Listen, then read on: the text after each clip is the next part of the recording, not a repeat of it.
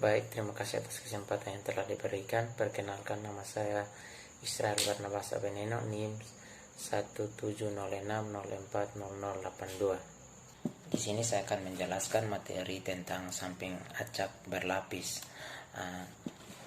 Di mana arti sampling acak berlapis ialah sampling di mana sampelnya diperoleh dengan cara sebagai berikut. Yang pertama, populasi dipecah atau dibagi menjadi populasi yang lebih kecil atau disebut stratum.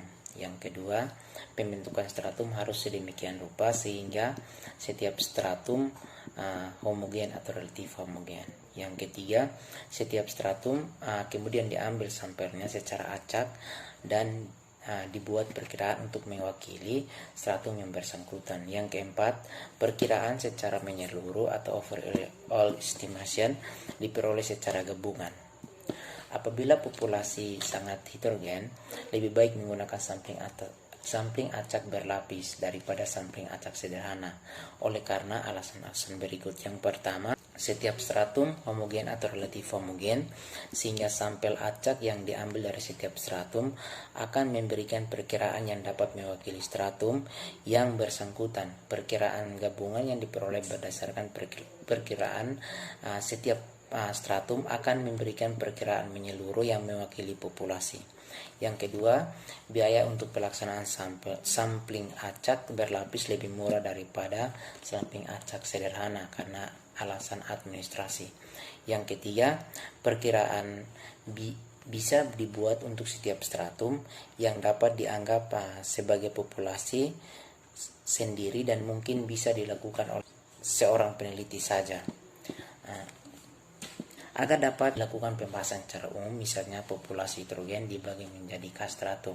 Sebelumnya, berikut adalah rumus dari populasi dan sampel, di mana populasi X1, X2 sampai XI sampai dengan Xn besar, sehingga mana mu sama dengan 1 per n besar dikali dengan sigma Xi, di mana sigma kuadrat sama dengan 1 per n besar dikali dengan sigma Xi kurang mu kuadrat.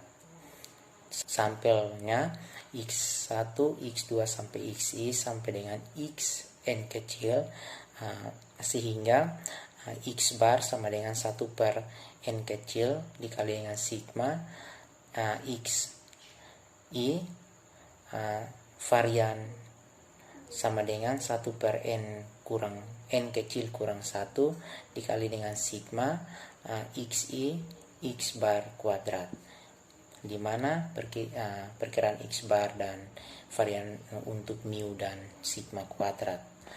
Setelah dibagi, n besarnya sama dengan sigma I sama dengan 1 sampai K, n besar I. N kecilnya sigma I sama dengan 1 sampai K n I kecil, di mana n besar sama dengan banyaknya elemen atau sampling unit dari populasi yang heterogen. N besar I sama dengan banyaknya elemen dari stratum ke I. N kecil sama dengan banyaknya elemen sampel sebelum dikelompokkan dibuat stratum. N kecil I sama dengan banyaknya elemen sampel dari stratum ke I yang dipilih secara acak. K sama dengan banyaknya stratum. Jadi baik, kita masuk dalam contoh soal untuk lebih mengerti penjelasan atau materi yang saya sudah sampaikan. Kita masuk dalam contoh soalnya. Suatu biro periklanan ingin memperkirakan rata-rata waktu selama seminggu yang dipergunakan penduduk atau anggota rumah tangga untuk melihat siaran televisi masih boleh menyiarkan iklan untuk promosi penjualan. Penduduk sebagai populasi dibagi menjadi 3 stratum. Stratum yang pertama yang tinggal dekat pabrik, sebagian besar karyawan pabrik. Stratum kedua penduduk yang tinggal pertokoan atau sebagian besar karyawan toko. Dan stratum ketiga mereka yang tinggal di pinggiran kota sebagai petani. Pembuatan stratum seluruhnya ada 310 rumah tangga sebagai populasi. Stratum 1, 2 dan 3 masing-masing terdiri dari 156,62 dan 93,33 3 rumah tangga. Untuk menghemat waktu, tenaga dan biaya Biro Periklanan hanya bermaksud meneliti 40 rumah tangga dari stratum 1, 2, dan 3. Masing-masing dipilih sampel acak sebanyak 28 dan 12. Jadi stratum 1, stratum 2, dan stratum 3 kita lihat pada tabel. Stratum 1-nya terdapat 20 rumah tangga, stratum 2-nya 8 rumah tangga, stratum 3-nya 14 rumah tangga, di mana stratum 1-nya X11-nya sama dengan 35, X12-nya sama dengan 43, sampai dengan X120-nya sama dengan 34. Stratum yang kedua di mana X21-nya sama dengan 27, X22 sama dengan 15, sampai dengan X28 sama dengan 30. Stratum yang ketiga X31 sama dengan 8, X32 sama dengan 14, sampai dengan X312 sama dengan 24.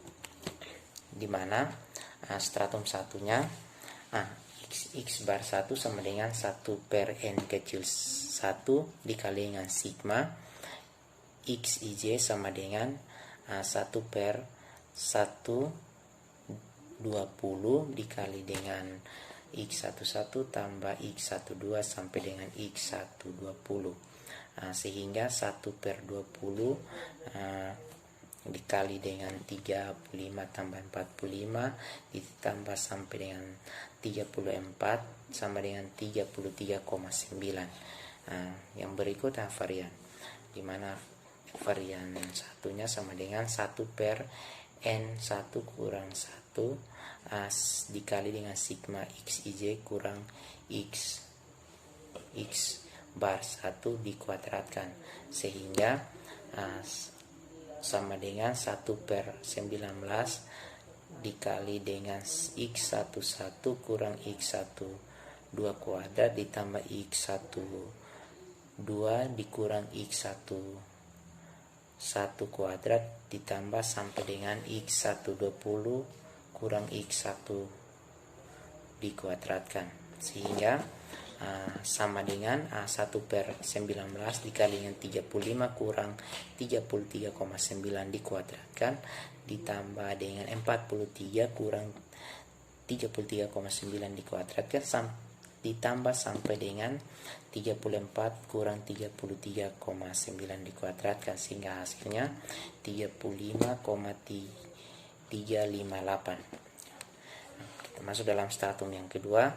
Hasil pengerjaan sama dengan stratum yang pertama, seperti kita mencari X bar 2 dan varian 2, di mana X bar 2 nya hasilnya 25,125, varian 2 nya 232,411.